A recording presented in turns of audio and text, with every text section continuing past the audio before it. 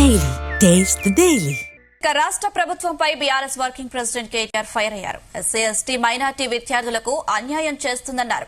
13 లక్షల మంది విద్యార్థులకు ఫీజు రియంబర్స్మెంట్ బకాయి చెల్లించకుండా కాంగ్రెస్ పార్టీ ఇబ్బందులు పెడుతున్నారన్నారు.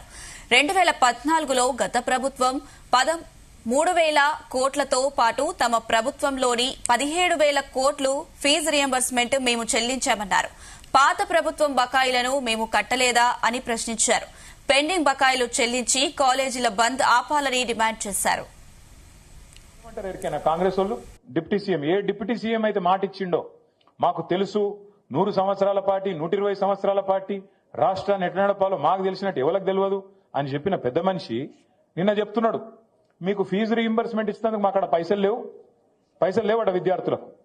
అంటే ఎంత అన్యాయం అంటే 13 లక్షల మంది విద్యార్థులు, ఒక్కరు కాదు ఇద్దరు కాదు, 13 లక్షల మంది విద్యార్థులకు ఇలా శటగోపం పెడుతున్నది కాంగ్రెస్ పార్టీ. వాళ్ళు సర్టిఫికెట్లు తీసుకోలేకుండా కాలేజీలకి వెళ్ళి వాళ్ళని ఆగం చేస్తున్నది కాంగ్రెస్ పార్టీ.